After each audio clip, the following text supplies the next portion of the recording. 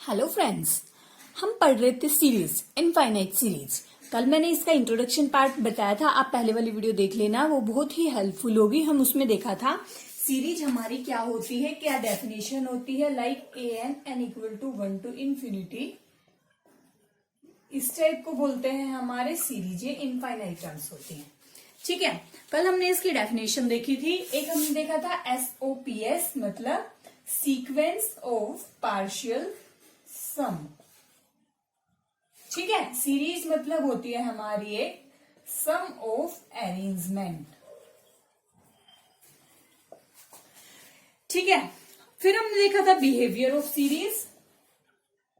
Behaviour में हमारे तीन होते हैं, कन्वर्जेंट, डाइवर्जेंट, ओसिलेट्स।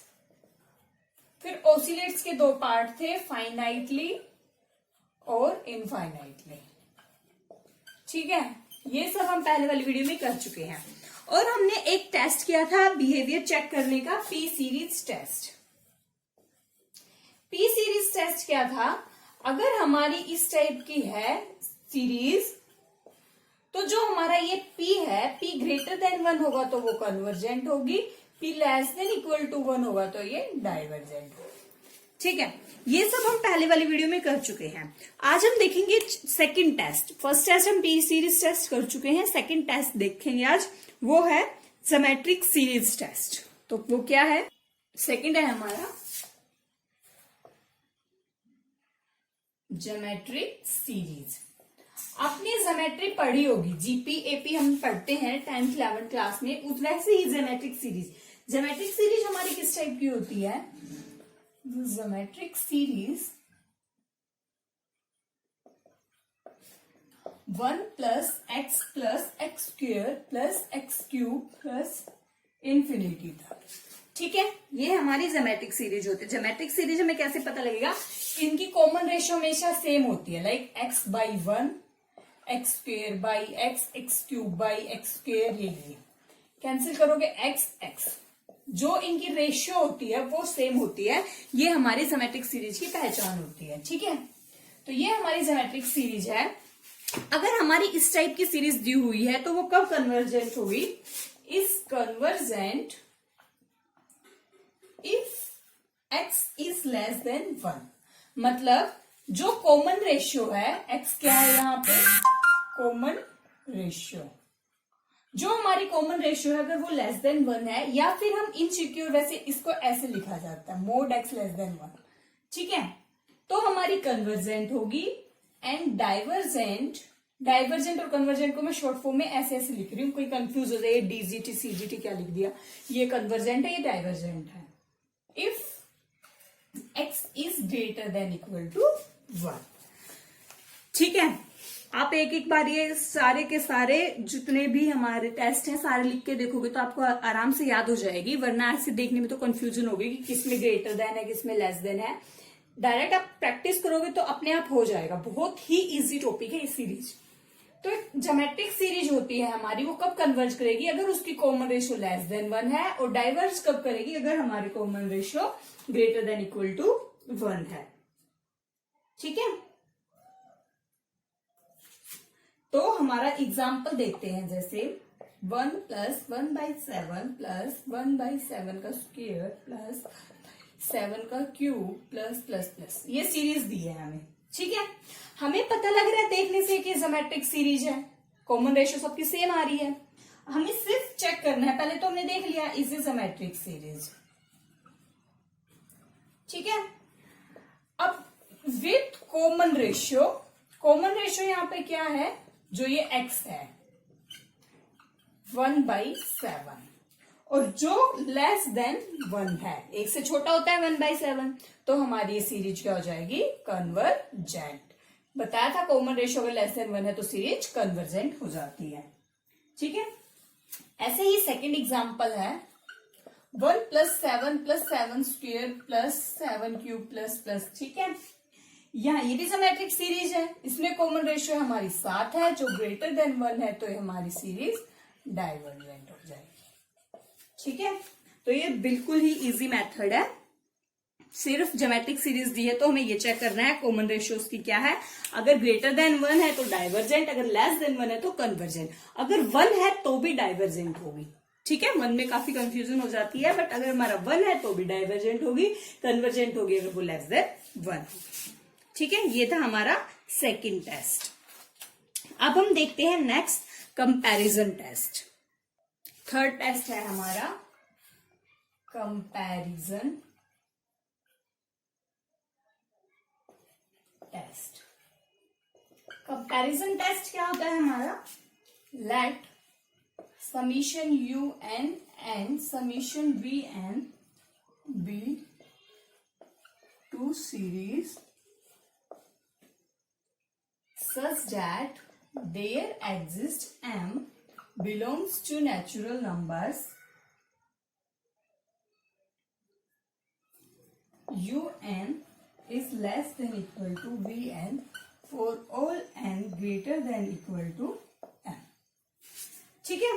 ऐसे हमारी कोई भी दो सीरीज है UN और VN, कंपैरिजन नाम से ही पता लग रहा है, किसी भी दो सीरीज का कंपैरिजन से ही पता लगेगा, ठीक है।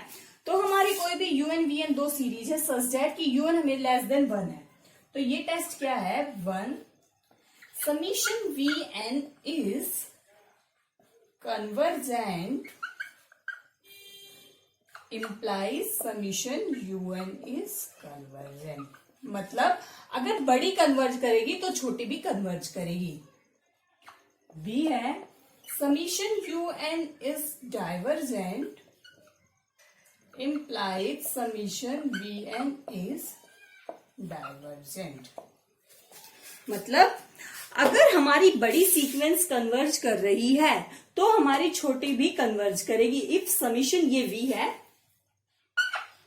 VN इज कन्वर्जेंट तो UN इज कन्वर्जेंट। सेकंड है अगर हमारी छोटी भी डाइवर्ज कर रही है तो बड़ी डाइवर्ज करेगी। इसको याद रखने का अच्छा सा तरीका बताती हूं मैं। जैसे नॉर्मली आजकल वैसे सच नहीं होती ये बात, बट फिर भी अगर बड़ा भाई जिस रास्ते पे चलेगा तो छोटा भाई भी ऑफ कोर्स उसी रास्ते पे चलेगा, ठीक है। ऐसे ही अगर हम बड़े भाई को देख ले कि बड़ा भाई संस्कारी है, ये है, वो है, अच्छा वेल एजुकेटेड है, ये कुछ है, जैसा बड़ा बिहेव कर रहा है उसी से पता कर सकते हैं कि हम ऐसे ही छोटा बिहेव करेगा। मतलब छोटा भी अच्छे खानदान से होगा, अच्छे परिवार से होगा, संस्कारी होगा, ठीक है। ये तरीका है कन्वर्जेंट को याद रखने का कि अगर बड़ा भी कन्वर्ज कर रहा है तो छोटा भी करेगा ही। छोटे हमेशा बड़ों की उस पर चलेगा ना, कहने की बात होती है, रियलिटी नहीं होती, बट फिर भी, ठीक है। और दूसरा क्या है, हम छोटे से ही आइडिया लगा लेते हैं कि छोटा ही बिगड़ेल है, छोटा बच्चा ही बिगड़ा हुआ है तो उसके घर का पता लग जाए तो बड़ा भी ऑफकोर्स बिगड़ा हुआ होगा, ठीक है। ये तरीका है, याद रखें। थोड़ा फनी है बट आपको याद रखने का अच्छा तरीका है। अगर बड़ी कन्वर्ज कर रही है तो छोटे भी करेगी, अगर बड़ा भाई सही है तो छोटा भी सही होगा, अगर छोटा ही बिगड़ा हुआ है तो बड़ा भी बिगड़ेगा, ठीक है। ये था हमारा कंपैरिजन टेस्ट। अब फिर थर्ड इसी का, वैसे इसी की फॉर्म होती है, लिमिट फॉर्म होती है जो कंपैरिजन टेस्ट की। तो थर्ड है हमारा limit form of comparison test, limit form comparison test. तो हमने U और VN दो सीरीज ली हैं and UN upon VN is L है। कोई भी दो सीरीज है उनकी रेशियो L आ गई जो हमारी नॉट इक्वल टू 0 है, ठीक है। Then summation UN and summation VN behave alike। मतलब क्या होता है? That is converge and diverge together, ठीक है। हमारी कोई भी दो सीरीज थी, हमने उनकी रेशियो निकाली। जो हमारा L है वो अगर नॉन जीरो है या फाइनाइट है, non zero of course finite value की बात कर रहे हैं हम, कोई भी फाइनाइट वैल्यू है तो हमारी अगर VN कन्वर्ज करेगी तो UN भी कन्वर्ज करेगी। मतलब ये दोनों एक जैसा बिहेव करेंगे, ठीक है। हम इनके एग्जाम्पल करते हैं, आपको एग्जाम्पल से अच्छे से समझ आएगा। तो इसका एग्जाम्पल है, जैसे हमारे पास ये सीरीज है 1 upon n into n plus 1, ठीक है। तो ये हमारी हो गई UN जैसे। हमने लेट कर ली VN को 1 अपॉन n स्क्वायर, तो हम लिमिट निकालेंगे ये लिमिट है यहाँ पे, limit n tending to infinity un by V N, 1 upon n into N plus 1 upon V N लिया 1 बाई एन स्क्वायर। ये आएगी हमारी लिमिट 1। लिमिट तो सोल्व करनी आती है ना, like n square upon n into N plus 1, n square से n square common, 1 plus 1 by n square, limit n tending to infinity. तो ये 0 पे जाएगी तो आएगी 1। अब 1 हमारी नॉट इक्वल टू 0 है और फाइनाइट है, ठीक है। तो मैंने अभी बताया था अगर हमारा एल लिमिट नॉन जीरो आ जाती है, फाइनाइट आ जाती है, तो ये दोनों सीक्वेंस यूएन और बीएन एक जैसा बिहेव करेंगी। तो जैसे ही हमें वीएन का पता है, पी सीरीज स्टेप से हम वीएन को बता सकते हैं ना, पी हमारा यहाँ पे 2 है जो कि ग्रेटर देन 1 है, तो ये कन्वर्जेंट है पी सीरीज से, ठीक है।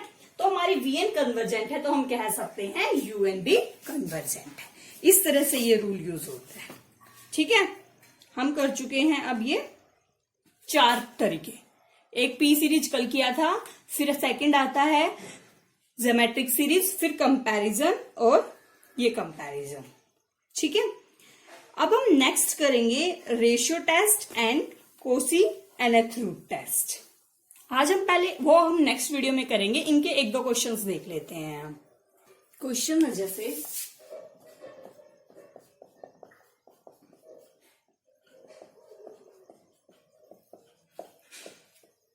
ठीक है, ये है हमारी सीरीज, इसको चेक करना है कन्वर्जेंट है या डाइवर्जेंट है। पहले सबसे हम लिखेंगे इसकी ए एन टर्म, मतलब a1 a2 a3 an term क्या होगी, 1 upon n into n plus 1। ये कैसे लिखी गई, हम सीक्वेंस से चेक करो कैसे लिखता आ रहा है। ऊपर सब में 1 1 है तो 1 आ गया, यहाँ पे n है, फिर एक पावर बढ़ती जा रही है, फिर एक पावर बढ़ती जा रही है। जैसे n को 1 पुट करो, 1 1 प्लस 1 2, ये आ गई। फिर 2 पुट करो, 2 2 प्लस 1 3, ये आ गई। ऐसे ही आएगी, तो हमारी nth टर्म बन गई ये, ठीक है। अब इसको चेक करने का अभी मैंने बताया था तरीका, जो हमने यूएन वीएन से किया था। ए एन ये, बी एन ले लो, यूएन एन स्क्वायर निकाल लो, फिर A N by B N किया तो 1 आया था, जो नॉट इक्वल टू 0 है। तो हमारी बी एन कन्वर्जेंट है, तो हमारी ए एन भी कन्वर्जेंट होगी। ये तो है इसका long method, limit form comparison. इसकी शॉर्टकट हम डायरेक्ट कैसे चेक कर सकते हैं, हमारी ए एन आई है ये, ठीक है। अगर कहीं भी कुछ और नहीं है, सिर्फ एन एन दिया हुआ है, तो हम इसको इक्विवेलेंट लिख लेंगे। एन की कितनी बार मल्टीप्लाई हो, जैसे ये एन स्क्वायर प्लस एन है, ठीक है, तो हम इसे लिख लेंगे एन स्क्वायर के इक्विवेलेंट।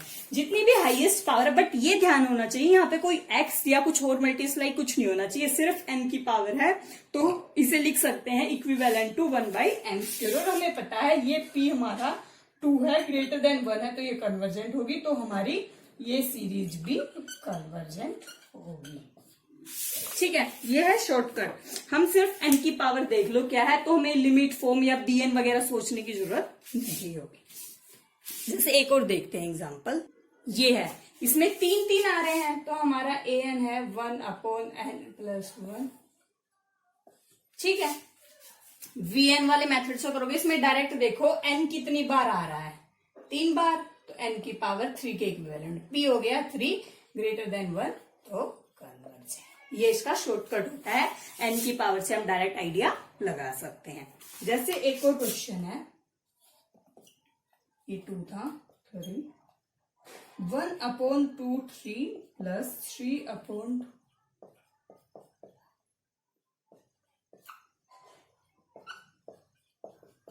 ठीक है।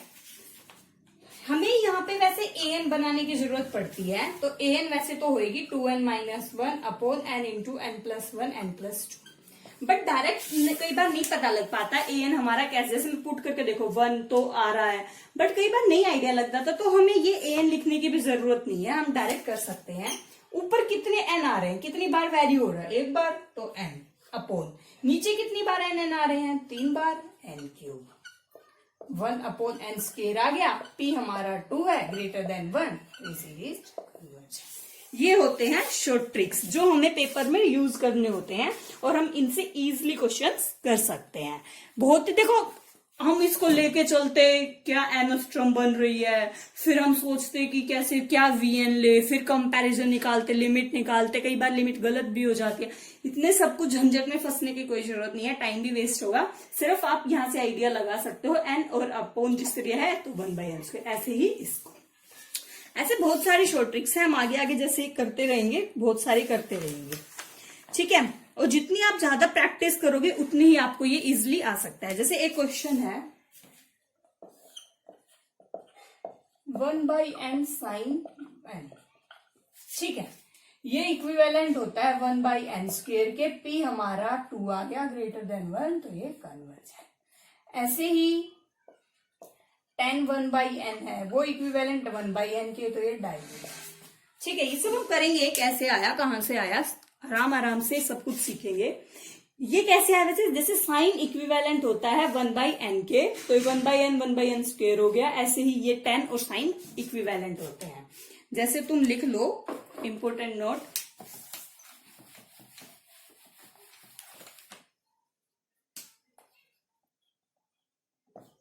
Sign x equivalent to x, tan x equivalent to x, tan 1/x equivalent to 1/x।